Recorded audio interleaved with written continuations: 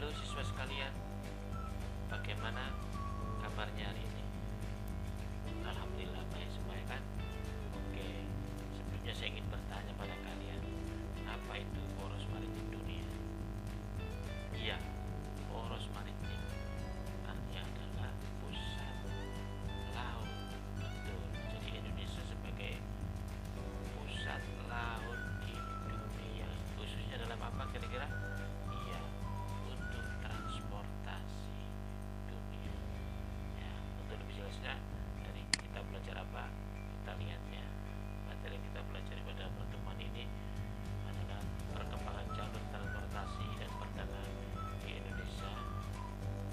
Yang kedua adalah potensi dan pengelolaan sumber daya kelautan Indonesia. Eh, Ngomong-ngomong, kalau bicara tentang poros maritim atau tentang laut Indonesia hari ini, kira-kira apa yang menarik ya? Iya betul.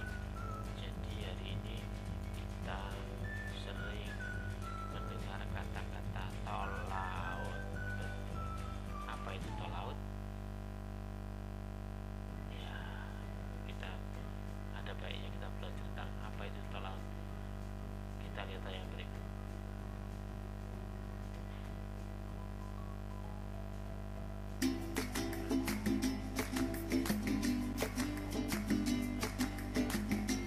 Tol Laut Indonesia. Apakah itu tol laut? Tol laut bukanlah jalan tol di atas laut. Nenek moyang kita berjaya karena berhasil menaklukkan laut.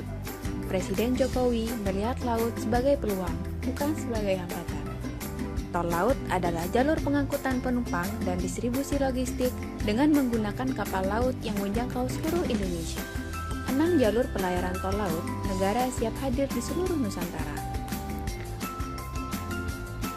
Rute 1, Tanjung Perak, Wanci, Nambia, Fakfak, Kaimana, dan Timika. Rute 2, Tanjung Perak, Kalabayi, Moa, Saum Laki, Dobo, dan Merauke. Rute 3, Tanjung Perak, Laratungka, Leoleba, Rote, Sabu, dan Waingapu. Rute 4, Tanjung Priuk, Makassar, Manokwari, Wasior, Nabire, Serui, dan Biak. Rute 5, Makassar, Tahuna, Lirung, Morotai, Tobelo, Ternate, dan Babang. Rute 6, Tanjung Priuk, Terempa, dan Natuna.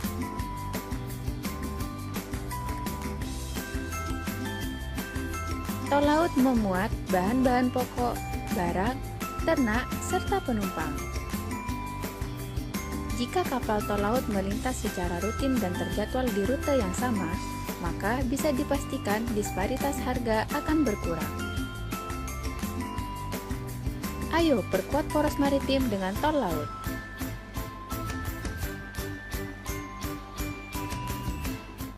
Iya, jadi kita sudah tahu hari ini bahwasanya tol laut itu kan tol di atas laut. Tetapi apa tadi?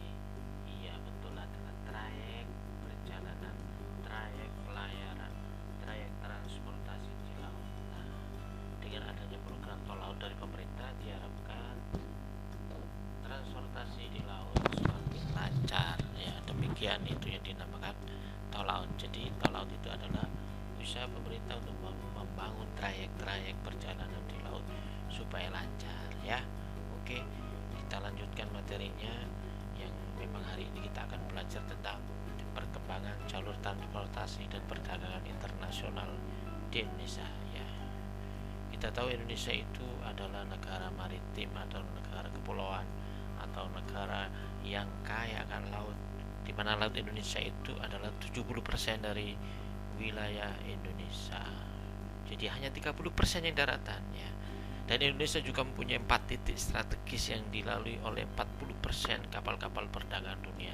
Ingat, 40%. Nah, di mana 4 titik strategis itu? Ada yang tahu? Oke, kita lihat mana 4 titik strategis itu. Ya ini. Jadi ada di Selat Malaka yang pertama, yang kedua di Selat Sunda, yang ketiga di Selat Lombok, dan yang keempat adalah di Selat Makassar. Betul. Nah, yang pertama di Selat Malaka. Ingat, kita punya Selat Malaka yang jalur perdagangan dari negara lain, jalur perjalanan kapal dari negara lain itu masuk wilayah Selat Malaka, yang mana di sini ada 3 negara yang dilaluinya, yaitu Singapura, Indonesia, dan Malaysia. Dan negara-negara yang dilalui oleh pedagang jalur perdagangan ini sangat potensial untuk mendapatkan devisa, ya, termasuk Indonesia. Nah, yang kedua adalah Selat Sunda. Oke, di Selat Sunda ini juga jalur penting ya pelayaran dunia, dan kita tahu Australia bisa masuk wilayah Malaysia, wilayah Singapura itu dari Selat Sunda juga, sehingga Selat Sunda ini adalah jalur titik strategis juga, titik penting bagi pelayaran dunia. Yang ketiga adalah di Selat Lombok. Nah, Selat Lombok ini juga penting karena juga orang Australia sini untuk menuju Filipina, Jepang bisa lewat Selat Lombok ini. Dan yang tak kalah pentingnya juga di Selat Makassar. Di Selat Makassar ini juga bisa dilalui jalur dari Jepang, Filipina masuk ke Australia dan Selandia Baru ya. Nah, ini adalah 4 titik strategis yang dimiliki oleh Indonesia dalam pelayaran internasional ya, di samping selat-selat yang lain. Nah, dia secara internal Indonesia itu memiliki alur laut kepulauan Indonesia yang disingkat ALKI, di mana ALKI ini ada ALKI 1, ALKI 2, ALKI 3A sampai 3C ya. ALKI 1 ini titik utamanya di Selat Sunda ya, kemudian berlanjut di Selat Kalimantan, Laut Natuna, dan Laut Tiongkok Selatan. Yang tadi mungkin salah satu jalur di trayek tol laut tadi ya. Kemudian ALKI 2 itu ada di melalui jalur Selat Lombok, yang tadi titik strategis yang kedua ya, yang ketiga yang kedua tadi Selat Lombok. Kemudian ke Selat Makassar dan Laut Sulawesi. Kemudian di ALKI 3 ini kenapa ada 3A, 3B, 3C? Nah, ternyata di sini ada 3 wilayah yang sama ya di ALKI 3 itu, yaitu ada Laut Maluku, Samudra Pasifik, dan Laut Banda, Laut Seram maksud saya. Nah, tapi diawali dengan laut yang berbeda, yaitu di ALKI 3A itu diawali dengan Laut Sau, Selat Bombay, dan Laut Banda. Sementara di ALKI 3B dilalui dari Laut Timur, Selat Banda juga ya ada di sini. Berarti ada yang sama, ada 4 ternyata ya Laut Banda. Kemudian di yang ketiga C itu melalui Laut Arafuru. Sehingga ini ada titik-titik yang sama, makanya ada 3A, 3B, 3C ya.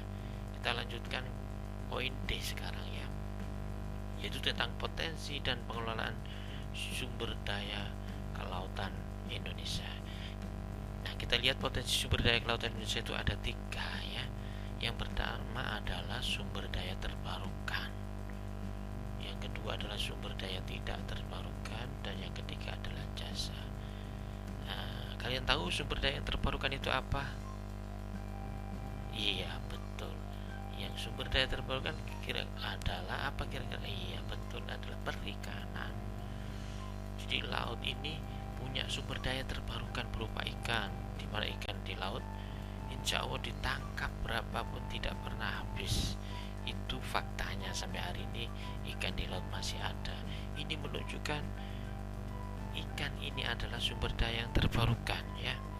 Nah, dimana kita lihat kontribusi ekspor ikan di Indonesia yang terbesar didominasi oleh udang, yaitu sebesar 1.393 juta US dollar ya. Kemudian disusul tuna ini 492 juta dolar ya, US dollar. Nah, ada 6 kawasan utama tuna ternyata di Indonesia ini ya, yaitu di Samudra Hindia bagian Sumatera, Samudra Hindia bagian Jawa, Selat Makassar ya, Teluk Cendrawasih, Teluk dan Laut Banda ya. Nah, Bahkan tuna ini dikatakan 22% penyumbang produksi perikanan nasional pada 2016 ya. Kita lanjut pada jenis-jenis perikanan ya. Perikanan ternyata ada dua, yaitu perikanan tangkap, yaitu yang di laut tadi ya. Kemudian ada istilah perikanan budidaya, yaitu yang dipelihara ya. Nah, kalau di laut tinggal tangkap itu namanya perikanan tangkap, karena kita tahu di laut nelayan tinggal tangkap ya, tidak pakai melihara. Sementara kalau ditambah di kolam itu adalah budidaya, karena harus ada pemeliharaan dan pengembangbiakan. Nah, untuk ada dua kelompok perikanan laut, yaitu kelompok ikan pelagis ya, hidup di permukaan laut yang tersebar di hampir di seluruh perairan Indonesia. Nah, contohnya apa? Itu adalah ikan cakalang, tuna, layang, kembung, dan lamun. Dan kelompok ikan yang kedua adalah demersal, itu hidup di dasar laut. Ya, ini contohnya apa? Yaitu kakap merah ya, betul. Kita lanjut ke berikutnya itu. Nah, ini tentang potensi laut yang tidak kalah pentingnya, yaitu energi kelautan. Nah, energi kelautan di Indonesia ini ada di dunia ya, tidak hanya di Indonesia, itu ada energi gelombang laut, ada energi pasang surut atau tidal energy, kemudian energi panas laut, ocean thermal ya. Tetapi teknologi energi kelautan ini di Indonesia jarang dipakai, karena memang di Indonesia untuk memakai ini terlalu mahal biayanya ya. Kita lebih suka pakai PLTA atau pusat listrik tenaga air ya. Yang berikutnya adalah sumber daya yang tidak terbarukan ya. Contohnya apa sumber daya yang tidak terbarukan? Kira-kira? Iya, tepat. Jawabannya adalah sumber daya minyak dan gas bumi. Yaitu karena kita tahu di Indonesia ini kaya akan penambangan dasar laut. Di Jawa Timur itu banyak sekali terdapat tambang minyak bumi ya. Termasuk juga di daerah Sumatera, Jawa itu kaya akan tambang minyak dan gas bumi ya, di laut-laut lepas terutama ya. Itu adalah kekayaan yang sifatnya tidak terbarukan. Mengapa tidak terbarukan? Karena untuk mengembalikan minyak ini butuh waktu yang lama ya. Cadangan minyak ini karena berasal dari jasa ternik yang berjuta-juta tahun terpendam ya. Nah, sektor yang tidak kalah pentingnya di laut adalah sektor jasa. Apa itu sektor jasa di laut? Kita lihat misalnya wisata laut ya. Kita tahu wisata bahari itu sesuatu yang sangat istimewa ya.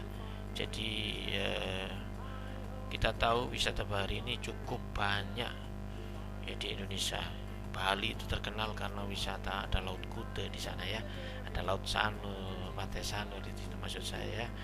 Kemudian di Jawa juga ada Karimun Jawa, ada Pulau Seribu, di Jogja ada Parangtritis dan sebagainya. Ini adalah contoh-contoh dalam wisata bahari yang sangat penting ya, yang harus dikembangkan potensinya ya. Nah, biasanya untuk wisata bahari ini kegiatannya seperti rekreasi perahu, marina, kapal pesiar, olahraga air, wisata satwa liar, sejarah maritim dan lain-lain ya. Industri jasa yang lain adalah ini ya, industri sektor maritim yang inovatif seperti desain kapal, konstruksi kapal, perdagangan kapal, dan pengoperasian kapal. Ini adalah jasa-jasa di sektor maritim. Di Indonesia punya PT PAL yang merupakan jasa desain kapal dan konstruksi kapal ya. Nah, jasa angkutan laut ini juga tidak kalah pentingnya. Ini adalah industri sektor jasa yang sangat potensial. Karena apa? Kita tahu ekspor impor itu yang terbesar dari laut. Memangnya kita ekspor pakai pesawat ya, sangat sedikit sekali ya. Sehingga menurut saya yang paling besar potensi laut adalah ekspor impor itu melalui laut, karena kapal bisa mengangkut ribuan ton ya. Ini bisa lihat gambarnya ini ya, bisa ribuan ton